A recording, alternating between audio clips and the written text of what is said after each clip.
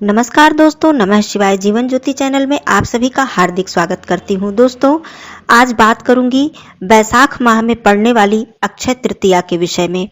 दोस्तों, हर वर्ष बैसाख मास में शुक्ल पक्ष में तृतीया तिथि को अक्षय तृतीया का पर्व मनाया जाता है, जो अपने आप में बेहद खास होता है, बेहद शुभ होता है।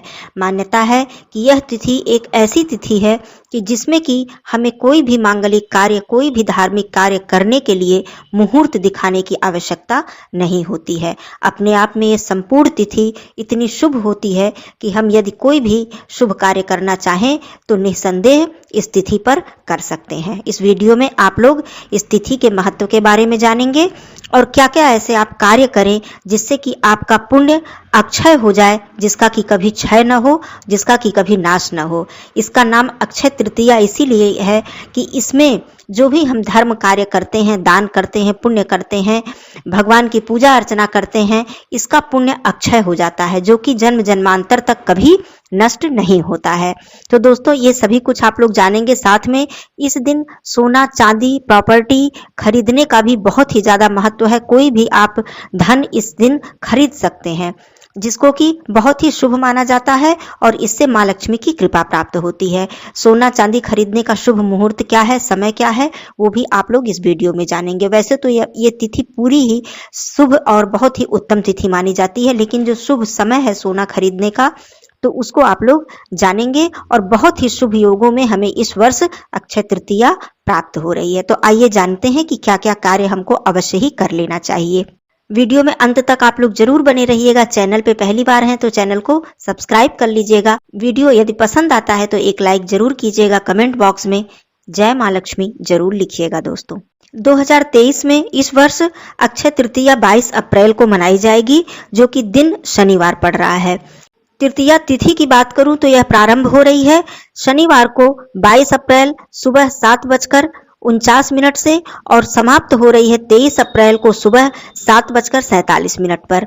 दोस्तों, 22 अप्रैल को तृतीया तिथि अर्थात अक्षय तृतीया तिथि मनाई जाएगी। इस वर्ष अक्षय तृतीया पे बहुत सारे शुभ योग हमें प्राप्त हो रहे हैं और पूजा का जो शुभ मुहूर्त है वो 22 अप्रैल को सुबह 7:49 से दोपहर 12:20 तक रहने वाला है। इस अक्षय तृतीया पर आयुष्मान योग भी हमें प्राप्त हो रहा है, सौभाग्य योग है, त्रिपुष्कर योग प्राप्त हो रहा है, रवि योग प्राप्त हो रहा है। इन योगों का बहुत ही डिटेल में मैं समय इसलिए नहीं बता रही हूँ कि ये तिथि ही पूरी तरह से शुभ और उत्तम होती है, तो इसलिए आप लोग पूरी तिथि में, संपूर्ण तिथि में शुभ कार्य कर सकते हैं। पूजन अर्चन, दान, स्नान सब कुछ कर सकते हैं।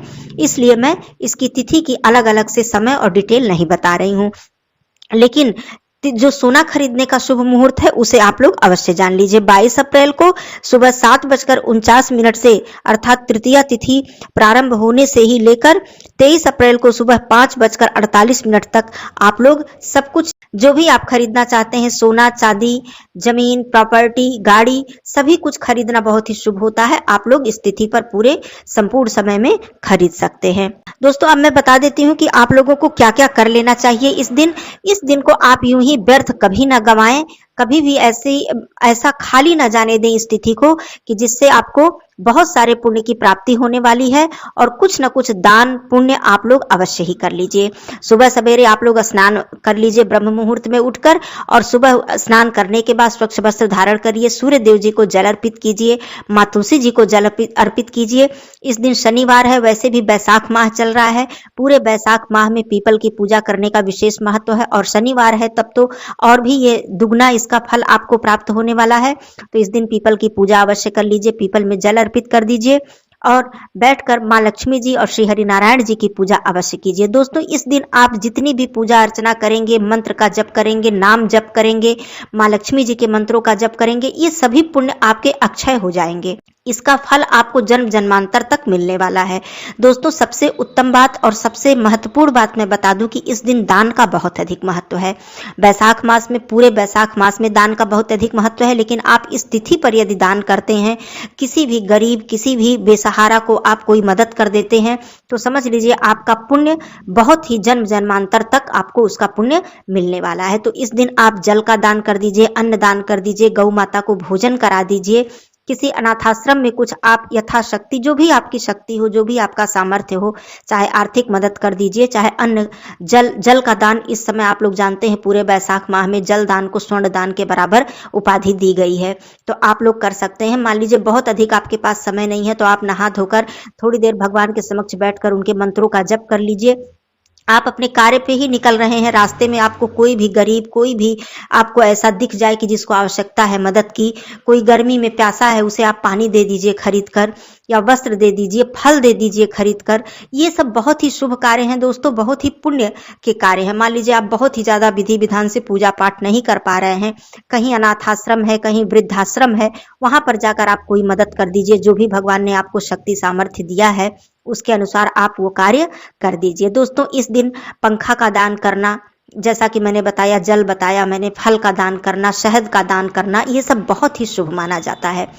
अब मैंने ये बताया कि इसके साथ ही साथ आप इस दिन सोना चांदी, जो भी आपकी शक्ति है, सामर्थ्य है, जिसके पास बहुत अधिक है, वो इस दिन गाड़ियां खरीद लेते हैं, प्रॉपर्टी खरीद लेते हैं, जमीन जायदाद खरीद लेते हैं, या तो सोना चांदी भी आप खरीद सकते हैं इस दिन। शुभ योग तो मैंने बता दिया कि बहुत ही लंबे समय तक आपको इसका समय मिल रहा है, आप लोग खरीद सकते हैं। तो यह कार्य भी आप लोग जरूर कर लीजिए। माँ लक्ष्मी जी की पूजा, जो कि विशेष रूप से बहुत ही ज्यादा शुभ फलदायी होती है, आप लोग इस दिन माँ लक्ष्मी जी की पूजा जरूर कर लीजिएगा। संध्या के समय भी धूप दीप कर दीजिएगा, अखंड दीप जला दीजिएगा माँ लक्ष्मी जी के समक्ष। सुबह स्नान करके उनके मंत्रों का जप कर लीजिएगा। खीर का भोग या मिठाई, जो दूध की बनी हुई सफेद जो वस्तु माँ लक्ष्मी जी को अत्यधिक प्रिय है, तो सफेद किसी भी मिठाई का भोग लगा दीजिएगा, या फिर अपने घर में शुद्ध खीर बना लीजिएगा, उसका भोग लगा दीजिएगा। दोस्तों ये सब बहुत छोटे छोटे कार्य हैं और हमें इन विशेष तिथियों को यूं ही व्यर्थ नहीं जाने देना चाहिए, अवश्य ही ये सारे कार्य कर लेना चाहिए। और इस दिन यदि आपने कुछ भी दान कर दिया, किसी की भी सहायता कर दी, तो आप समझ लीजिए कि उसका फल आपको जन्म जन्मांतर तक मिलने वाला है। कभी भी उसका फल क्षय नहीं होगा, कभी नष्ट नहीं होगा। ये बात हो गई। दूसरी बात मैं ये भी बता दूं दोस्तों, जिस प्रकार से अक्षय तृतीया पर कोई भी किए गए पुण्य कार्य, धर्म कार्य का फल हमें मिलता है, कभी भी नष्ट नहीं होता, उसी प्रकार इस तिथि पर, या वैसे भी कभी भी की बात तो मैं करूं, कभी भी नहीं गलत कार्य करने चाहिए, लेकिन इस तिथि पर हमारे द्वारा यदि कोई अनुचित कार्य होता है, अधर्म होता है, कोई भी किसी का दिल दुखता है, किसी को हमने बुरा भला कहा, तो उसका भी जो फल है वो भी अक्षय हो जाता है दोस्तों, उसका भी फल हमें अवश्य ही भुगतना पड़ता है। तो इसलिए इन सब विशेष दिनों में आप अवश्य ही बचें इन सब बातों से, अधर्म से, अनैतिक कार्यों से, किसी भी बुराई से, किसी की आलोचना से, किसी का दिल दुखाने से, इन सब कार्यों से बिल्कुल ही बच कर रहें।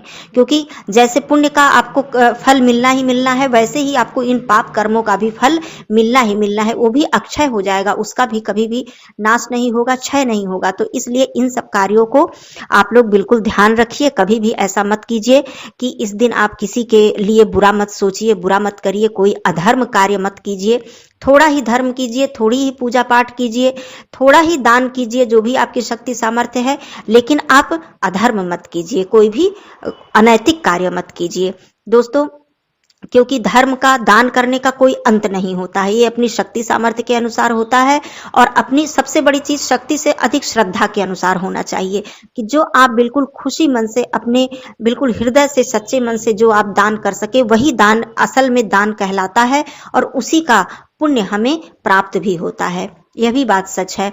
नहीं तो दिखावे के लिए, या फिर किसी के सामने आप दिखाने के लिए बहुत सारा दान कर दे रहे हैं, या दान करके फिर आप उसकी अपने आप की प्रशंसा स्वयं कर रहे हैं, या लोगों से बता रहे हैं, तो ऐसा भी दान कहीं ना कहीं आपको उतना फल प्रदान नहीं करता है। तो गुप्त दान कीजिए, और जो भी दान कीजिए वो बिल्कुल सच्चे मन से कीजिए, अपने हृदय से कीजिए। तो इस तरह का दान किया हुआ आपको बहुत ही अत्यधिक पुण्य फल प्रदान करता है। तो दोस्तों अक्षय तृतीया के विषय में ये सारी बातें थी, अवश्य ही ये सारे कार्य जरूर कर लीजिएगा।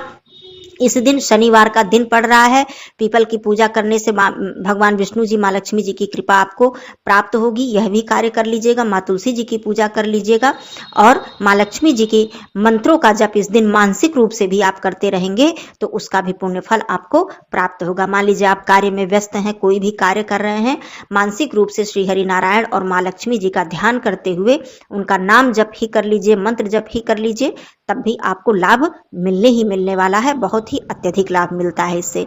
तो दोस्तों, अक्षय तृतीया वर्ष की बहुत ही महत्वपूर्ण तिथि होती है, बहुत ही उत्तम तिथि होती है, तो आप लोग इन सब बातों का जरूर ध्यान रखिएगा।